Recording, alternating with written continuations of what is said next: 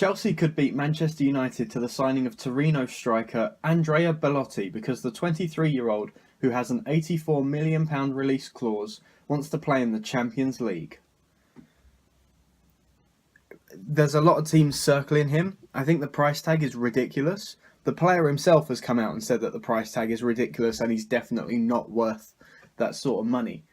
And so for the bosses at Torino, just rubbing your hands together and making the best of this situation, you're going to push it as far as you can. For a club like Torino, you can probably build a brand new squad by selling one player almost. So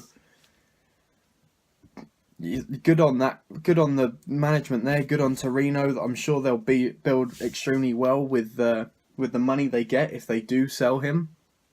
As far as choosing between Chelsea and United, it looks like both of them could qualify for the Champions League. And it also looks like both of them could well lose their main strikers. So it's probably a crapshoot between the two of them as to which one you want to pick. Do you want to live in London or Manchester will probably be the ultimate question. United are the latest Premier League team to inquire about Fulham's 16-year-old fullback Ryan Sessegnon. There's a lot of hype around this kid. He's putting in good performances for Fulham. The few times that I've seen Fulham play this season, he's always done at least a 6 out of 10, if not better.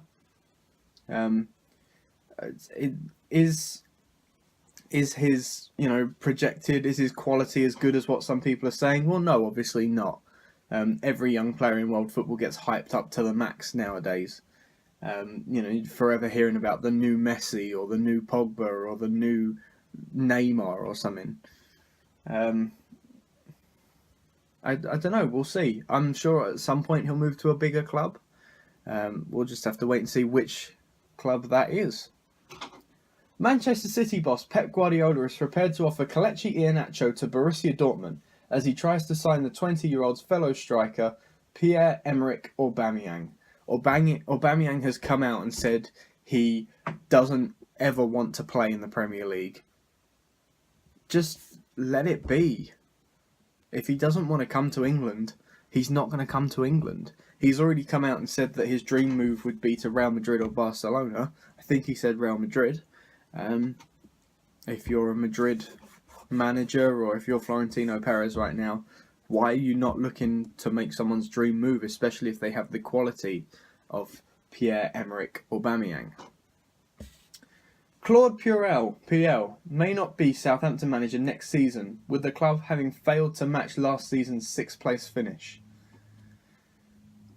They've been on an upwards projection for a long time, and with the quality amongst other teams in the Premier League right now, and with none of the big kind of 6 teams we have messing up really this season, there hasn't been a Chelsea complete botch this season. There hasn't been a wonder story like Leicester going to win the title. It's been very much back to what people expect this season in terms of the big sides being at the very top of the table. So matching what they did last year was always going to be almost impossible. For the manager to lose his job over it, I think is a bit silly because they're not in any kind of danger.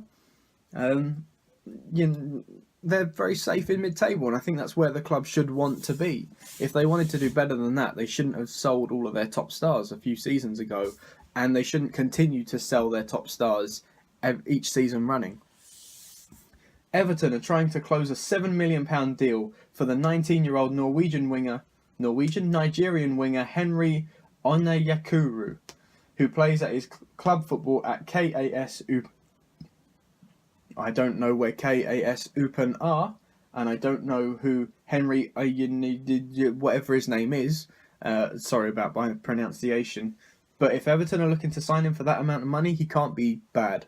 So I look forward, if he does move to the Premier League, I look forward to seeing his talents on display.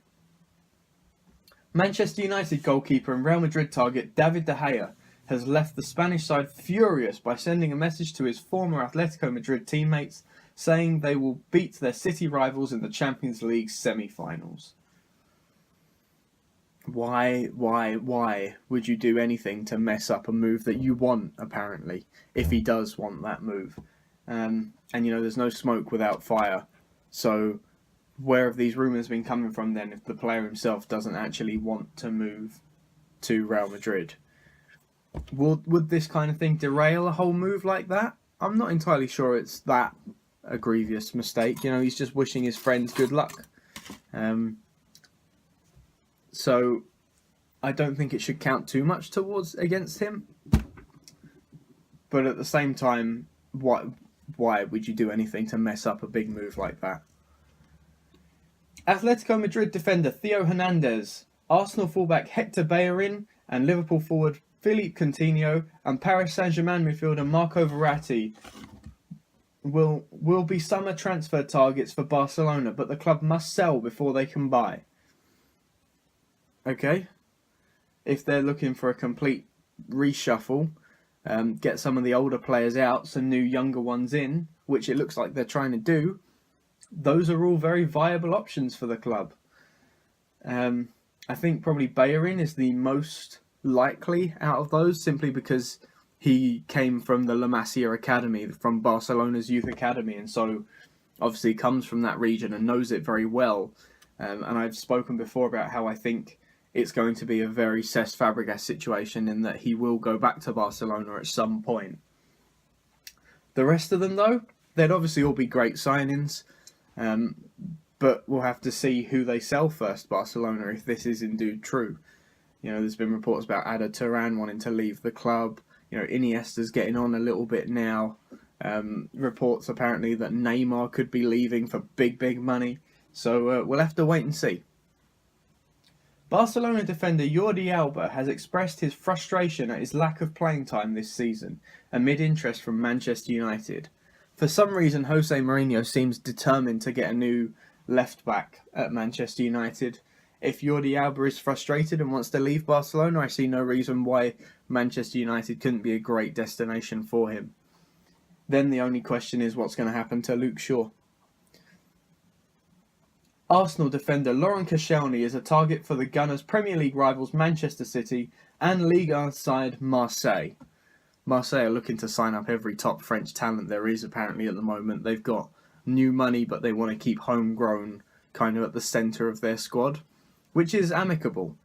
As far as Koscielny, he's 31 now. He's going to start to decline soon, you would have thought. So if the Gunners are looking to capitalise, and I think they could get upwards of 30 million for him, now is probably one of the best times to do it. Arsenal, Chelsea, Manchester City and Manchester United want 21-year-old Sampdoria striker Patrick Schick, but so do Inter Milan and Atletico Madrid. Popular young kid, 21 years old, got a bright future in the game ahead of him if top clubs like that want him for the whole duration of his career. We'll see how that actually develops. Chelsea have offered Keith Omururo to Napoli as part of their bid to sign fellow defender Kalidou Koulibaly.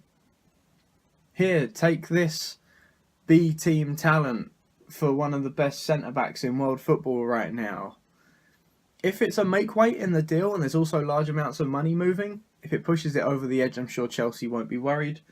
One of the huge pack of substitute players to B-team players leaving is not going to make much of a dent in their squad, really. AC Milan have agreed personal terms with Atalanta midfielder Frank Cassie, who is a target for Chelsea. A lot of young players nowadays, it seems a scramble between the big teams because they're trying to hoard all the talent. There are certain rules coming into different divisions to make this less of a thing, but they're not going to come in quick enough to stop this kind of thing happening this summer, at the very least.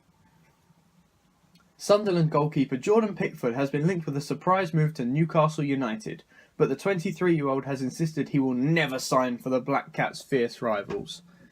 He comes from Sunderland. He's got that kind of rivalry built into his blood, into his DNA. And I think it's noble that you would say that. It's the same as when we see Arsenal players signing for Tottenham. It's not happened for a little while now, or vice versa, of course, in that. But it always causes quite a problem whenever they do that.